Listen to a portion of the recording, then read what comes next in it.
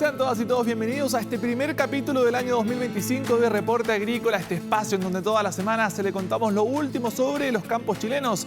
Información que siempre puede encontrar en nuestro Instagram, @reporteagrícola, y también nuestra página web reporteagrícola.cl, que estamos constantemente actualizándola. En el capítulo de hoy conversaremos sobre jóvenes, tecnología e innovación, porque recientemente 14 emprendimientos de base científica tecnológicas vinculadas al agro resultaron ganadores del programa de aceleración Catálisis del Ministerio de Ciencia, Tecnología e Innovación, y ahora podrán perfeccionar sus tecnologías y madurar su modelo de negocios. Para ahondar en esto y en diversos aspectos del emprendimiento en el sector, la inversión que requiere y también la importancia de la propiedad intelectual, nos acompaña al estudio Fernando Venegas, abogado y magíster en Derecho y Nuevas Tecnologías de la Universidad de Chile, ejecutor también del programa Catálisis, pero que además cuenta con experiencia Venture Capital, propiedad intelectual y comercialización de tecnologías, y como lo decíamos, ya está acá en el estudio con nosotros. Lo primero, muchísimas gracias por estar acá en Reporte Agrícola. Muchas gracias, Ignacio, por la invitación. Oye, partamos hablando, bueno, si se está potenciando o no finalmente a este ecosistema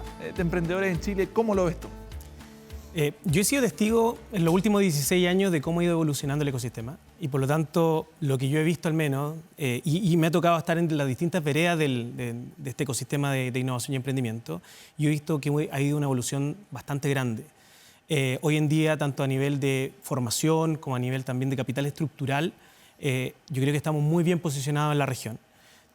Nos encontramos con distintos programas de aceleración de emprendimiento, cada vez nos encontramos con un número mayor de emprendedores, a pesar de que somos un mercado pequeño. Tenemos fondos de inversión, tenemos centros de investigación, tenemos universidades que contribuyen también a generar conocimiento y tecnologías que finalmente pueden transformarse en emprendimientos. Obviamente estamos en un proceso, y esto es un proceso, esto es una carrera de largo aliento, es una maratón.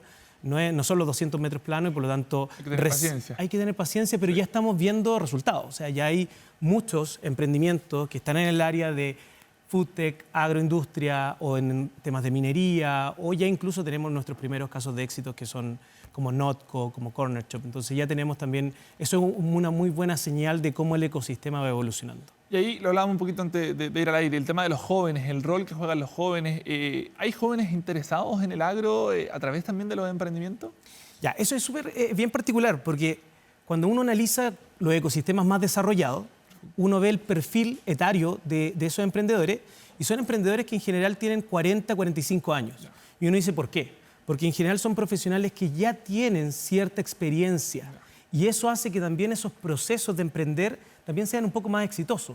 ¿Ya? ¿Por qué? Porque hay Vienen con un recorrido, con una experiencia, y empiezan, me imagino, a aplicar todo lo que han ido aprendiendo. Exactamente. En ecosistemas más jóvenes como el nuestro, nosotros tenemos que apuntar hacia los jóvenes. Ya. Pero hay que buscar un balance, porque por un lado tenemos que potenciar que existan jóvenes haciendo emprendimiento, enseñarles también a fracasar, no tener miedo a ese fracaso, que es algo que en nuestro país Yo creo que es lo más difícil demasiado. al momento de emprender, ¿o no? Tal cual. Sí. Y ahí hay un tremendo desafío también de las universidades, los institutos profesionales, los centros de formación técnica. Yo sigo, y cada vez que tengo la oportunidad lo digo, tenemos un sistema de educación superior muy bueno, pero todavía estamos formando empleados. Les enseñamos a trabajar apatronados en una empresa. Incluso alguna vez nos decían acá que desde el colegio se debería venir con este impulso también. Si nosotros queremos hacer cambios en la mentalidad de los jóvenes, tenemos que entrar en etapas mucho más tempranas, probablemente desde el colegio. Ya cuando entramos con cambios en las mallas curriculares en pregrado, ya es tarde. Ahora, viéndolo por el lado positivo, sí veo cada vez más jóvenes que se están motivando. Y eso también viene producto de la evolución del ecosistema. Y ahí esta evolución de los jóvenes entrando a emprender va de la mano muy de la sostenibilidad, ¿no? Que es algo que, por ejemplo, al agro le preocupa mucho. ¿Es posible emprender bajo esta mirada? Yo creo que hoy en día no es posible conformar una empresa sin una mirada de sostenibilidad. Ya, tiene que estar. Y de hecho todas las grandes corporaciones, las grandes compañías, ya no pueden pensar que su leitmotiv es incrementar los ingresos para su acción. Tiene que ser un pilar de parte del proyecto. Hoy en día yo no considero que exista una empresa sostenible en el tiempo que no tenga como un modelo de negocio un pilar fundamental la sostenibilidad. Y ahí hablábamos del rol que cumplen ustedes, que acompañan también a emprendedores. Hace poquito ahí se conocieron algunos. ¿Con qué se encontraron finalmente en esto? Me imagino que ahí desarrollan un análisis, los ayudan también a potenciar. ¿Cómo ha sido todo este proceso? En lo personal fue una experiencia, es la segunda vez que me toca estar a cargo de este programa, con distintos sombreros. En la primera versión, que este es un programa del Ministerio de Ciencia y Tecnología, me tocó ejecutarlo, pero fue la primera camada de emprendedores que habían adjudicado Startup Ciencia, que es este fondo de la NIT que le entrega más de 130 millones de pesos a cada emprendimiento. Y nos encontramos con una realidad bastante disímil entre los distintos emprendedores, pero sobre todo fue con un enfoque mucho más formativo, de entregar ciertas herramientas. Esta nos vuelve a tocar ahora como Grupo Zenit, nuevamente estar a cargo de Catálisis, pero vemos un escenario muy diferente. Hubo una evolución también del ecosistema, ¿ya? Y eso también uno va viendo por el perfil de emprendedores, con el nivel de formación con el que llegan, con temas que vienen mucho más resueltos de los que me tocó enfrentar hace 4 años atrás. Ya, cambió ahí un poco el perfil. Cambió un poco el perfil. Todavía nos encontramos con un grupo bastante heterogéneo de emprendedores que están en etapas mucho más tempranas, porque estamos hablando de emprendimiento a base científico-tecnológico. O sea, que hay un riesgo tecnológico alto, que el ciclo de vida también es más largo. Eso, varios de ellos son ligados al agro, para que también hagan... Mira, nosotros, de un universo de 56 emprendimientos con los que trabajamos, 14 eran vinculados al agro, en distintas regiones del país. Buena parte hay un porcentaje importante, y eso para mí es natural. Siempre saco el ejemplo de Nueva Zelanda. Nueva Zelanda hace 20 años atrás, el 85% de su Producto Interno Bruto era producto de la exportación de agricultura, de fruta. Hoy en día, ellos no renegaron de esa potencialidad que tenían en agricultura, pero hoy en día son tremendos desarrolladores de tecnología en el ámbito agrícola. Un desafío que podría ser perfectamente, que podríamos asumir perfectamente. Es lo que nosotros debemos hacer. Tenemos que aprovechar esas condiciones, tenemos que aprovechar la industria vitivinícola, tenemos que aprovechar la industria que nosotros tenemos y potenciarla. Sobre todo considerando el posicionamiento, imagino, de los últimos años. O sea, los últimos años nos hemos posicionado en la fruta, en la vitivinícola. Ha sido bien grande el espectro donde hemos estado posicionándonos. Totalmente, pero en agricultura hay unos desafíos tremendos. Mucho de lo que se está trabajando, a mí me ha tocado estar... el año pasado recibimos como empresa un premio en Emiratos Árabes y nos tocó ver cuáles eran los desafíos de Emiratos Árabes, cuáles eran los desafíos del sur de España, cuáles son los desafíos de California. Y hoy por el tema del cambio climático, hoy el tema de la agricultura del desierto se ha vuelto un tema prioritario para muchos países. La generación, la producción agrícola es un tema muy, muy relevante. Generar tecnología que permitan aumentar esa capacidad de producción con el menor impacto posible en los ecosistemas, ahora ya no hablamos de ecosistemas de emprendimiento, sino que en los ecosistemas propiamente tal, es una necesidad. Si uno analiza cómo esto ha tenido el impacto en Chile, vemos que por temas de, quizás no ocupo la palabra correcta, pero la desertificación ha avanzado casi hasta la 5ª región. Y eso implica nuevas formas de cultivo, nuevas maneras de manejo de uso de agua. Cambiar el switch. Cambia completamente la forma de producir. Y ahí, por ejemplo, ustedes tienen un tiempo, 5 meses, si no me equivoco, en donde me imagino que el trabajo, tratan de entregar las mayores herramientas posibles. ¿Cómo se hace eso también? ¿Cómo se va trabajando en este periodo?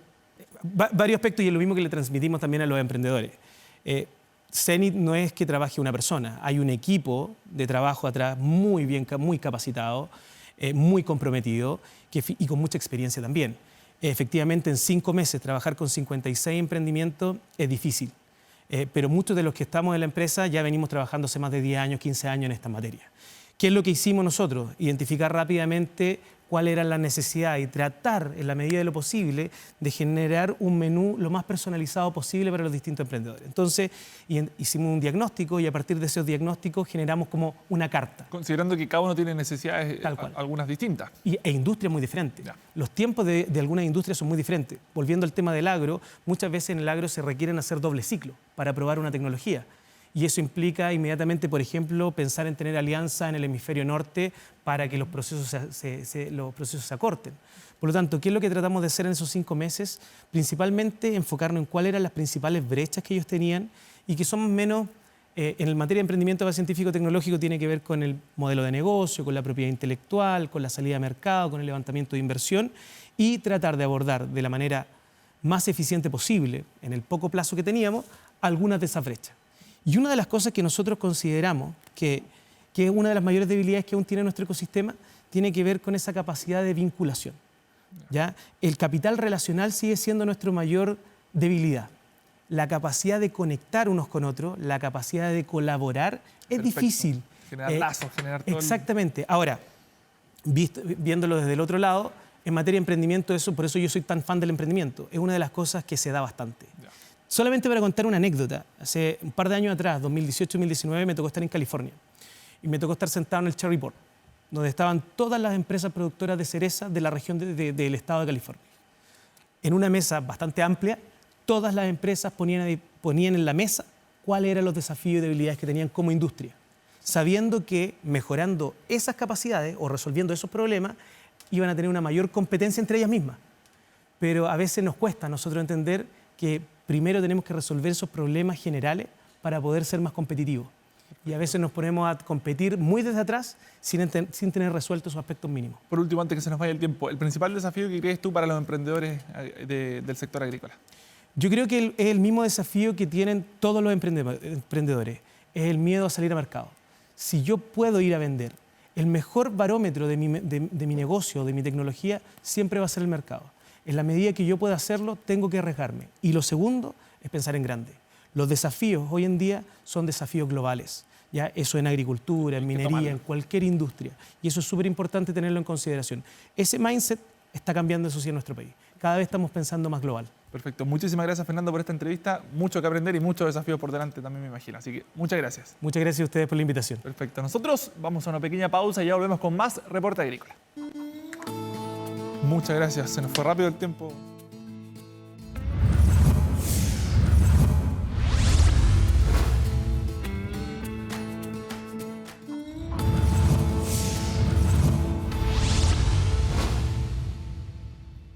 Desde hace 56 años que los productos y soluciones de SQM Yodo Nutrición Vegetal aportan a industrias estratégicas, facilitando el progreso y bienestar en áreas cruciales como la salud, la tecnología y la alimentación.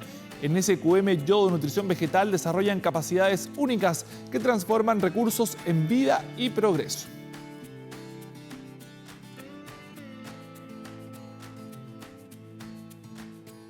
Y ahora quiero contarles sobre el mejoramiento genético de la industria del trigo, porque en vista de que el cambio climático ha fomentado la migración del cultivo hacia el sur de nuestro país, investigadores del Instituto de Innovación Agropecuaria, conocido por las siglas INEA, están desarrollando variedades que pueden plantarse en la región metropolitana.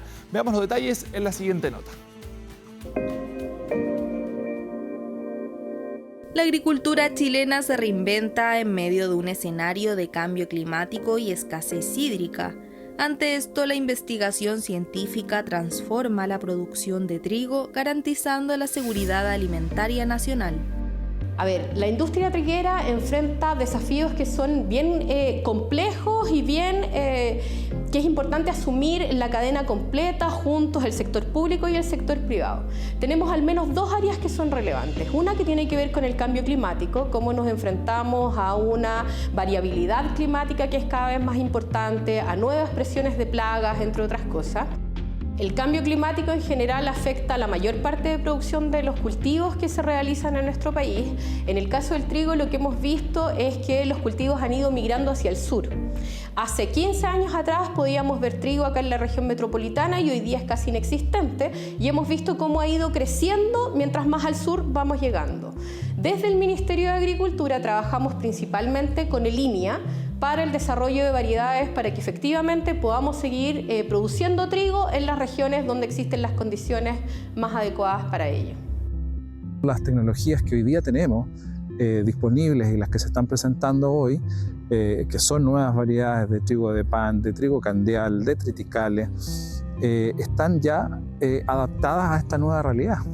Básicamente el cambio climático nos ha disminuido las precipitaciones, pero también ha aumentado las temperaturas mínimas medias que afectan la tasa de crecimiento y desarrollo de las especies vegetales. Son los productores los que evalúan nuestro trabajo y cuando usan una variedad de línea, la garantía que tienen es que logran en el fondo un potencial de rendimiento determinado. Nosotros tenemos una cartilla donde se define claramente los atributos de nuestras variedades y las zonas donde se pueden cultivar. Nosotros liberamos una nueva variedad, pero además van las recomendaciones de manejo agronómico y muy relevante es decir, en términos de sustentabilidad, el hecho de que nuestras variedades en cereales tienen resistencia genética. ¿Qué significa eso? Que el agricultor o la agricultora puede no usar fungicidas, por ejemplo, para controlar enfermedades. Los avances de la industria del trigo y el mejoramiento genético de este han ayudado a fortalecer la agricultura chilena y sostener la producción frente a los desafíos del cambio climático, además de mejorar la sostenibilidad del sector. Y según datos de la Organización de las Naciones Unidas para la Alimentación y la Agricultura, cada año todas las vacas del planeta liberan a la atmósfera 100 millones de toneladas de metano. El gas metano ejerce un potente efecto invernadero, contribuyendo así al calentamiento global. Pero para hacer frente a esto, en el sur de nuestro país buscan incluir aditivos naturales en la dieta del ganado. En la región de los lagos, una alga roja proveniente de Hawái es objeto de investigación. Veamos los detalles.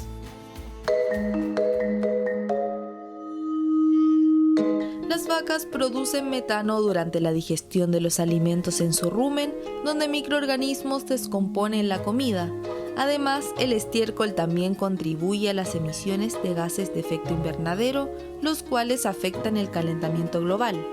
Como una forma de combatir esta problemática, investigadoras de línea llevan a cabo un proyecto que busca reducir estas emisiones, evaluando el impacto de incluir aditivos naturales en sus dietas como las algas rojas.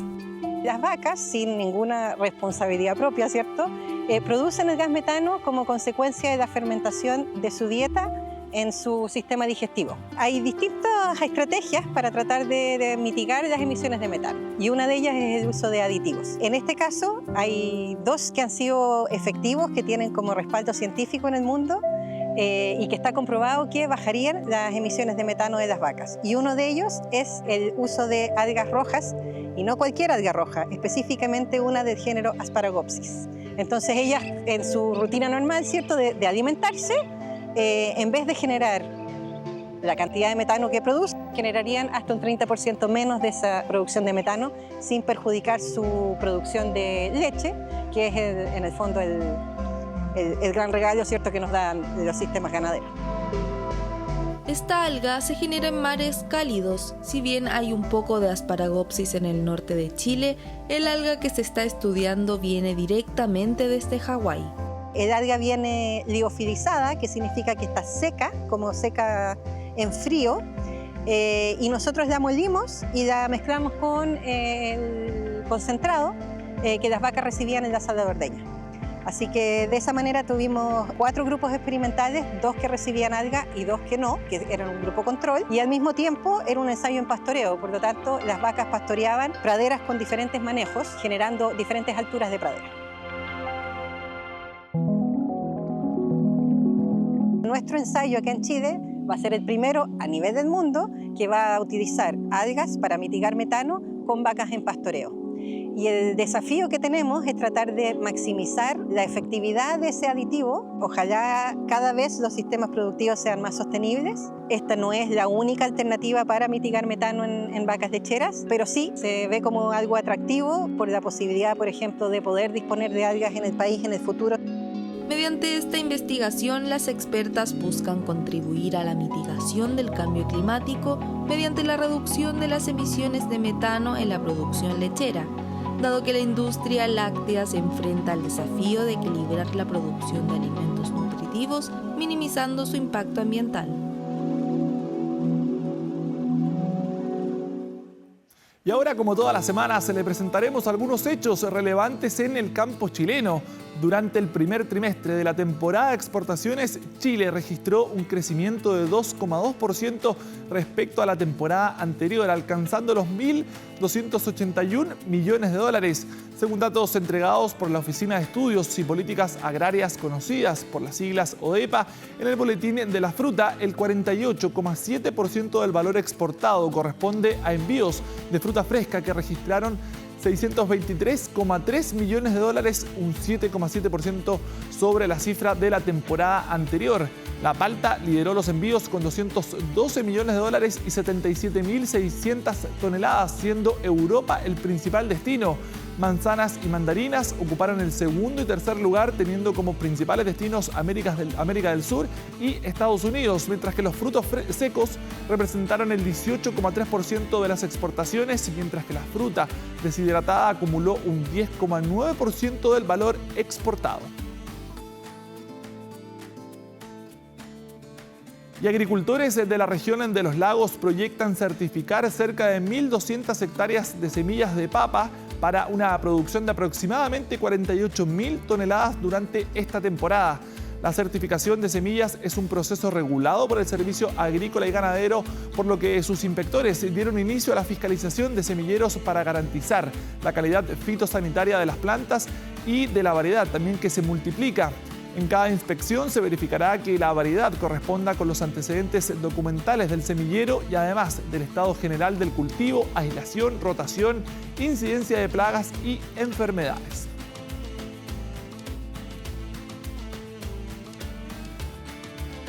Y tome nota porque hasta el 9 de enero la Fundación para la Innovación Agraria mantendrá abierta la convocatoria regional de instrumentos complementarios 2025 para la región del Maule, destinada a fomentar la innovación en los sectores agroalimentarios y silvoagropecuarios.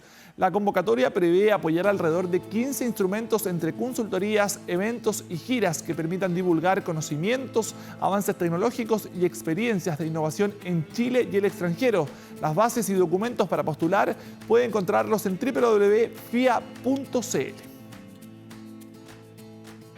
Y con esto hemos llegado hasta el final de este capítulo. Muchísimas gracias como siempre por acompañarnos y recuerden que pueden revisar todo el contenido del programa en nuestra página web reporteagricola.cl y también pueden seguirnos en nuestro Instagram @reporteagricola. Nos vemos la próxima semana y que estén muy bien.